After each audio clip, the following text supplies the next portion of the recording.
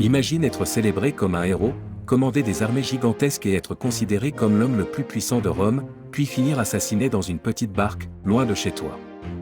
Voici l'histoire tragique de Pompée le Grand. Avant que Jules César ne devienne le maître de Rome, un autre homme dominait la République romaine, Pompée le Grand. Pompée était un général exceptionnel. Il avait vaincu des pirates qui terrorisaient la Méditerranée, écrasé plusieurs révoltes et agrandi le territoire romain. À seulement 35 ans, il était déjà une légende vivante. Pour gouverner Rome, Pompée s'allie avec deux hommes puissants, Jules César et Marcus Licinius Crassus. Cette alliance est connue sous le nom de Premier Triumvirat. Au début, tout fonctionne parfaitement. Mais avec le temps, César devient de plus en plus populaire grâce à ses conquêtes en Gaule. Ses victoires militaires lui apportent richesse, gloire et une armée totalement loyale.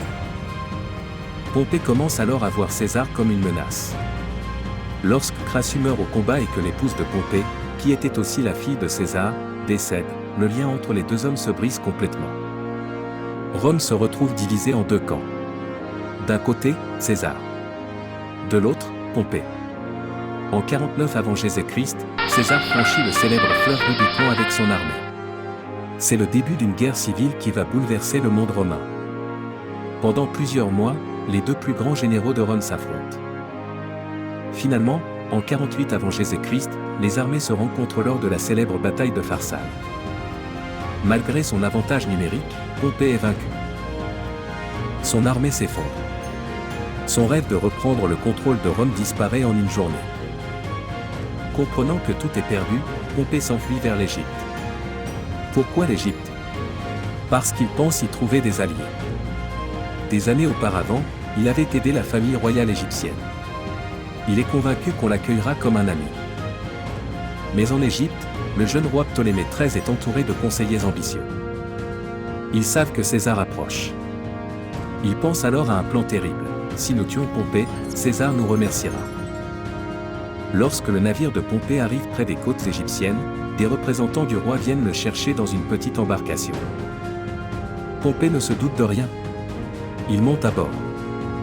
Sa femme observe la scène depuis le bateau principal. Puis soudain, les soldats dégainent leurs armes. Pompée comprend qu'il a été trahi. Quelques secondes plus tard, il est poignardé à plusieurs reprises.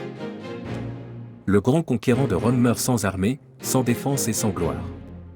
Son corps est abandonné sur la plage. Mais le pire reste à venir. Pour impressionner César, les assassins coupent la tête de Pompée. Quelques jours plus tard, lorsque César arrive en Égypte, ils lui présentent leur macabre cadeau. Ils s'attendent à recevoir des récompenses. Au lieu de cela, César est horrifié. Malgré leur guerre, Pompée avait été son allié, son gendre est l'un des plus grands Romains de son époque. La tradition raconte que César aurait même versé des larmes en voyant la tête de son ancien compagnon. Les meurtriers pensaient gagner sa faveur. Ils ont obtenu exactement l'inverse.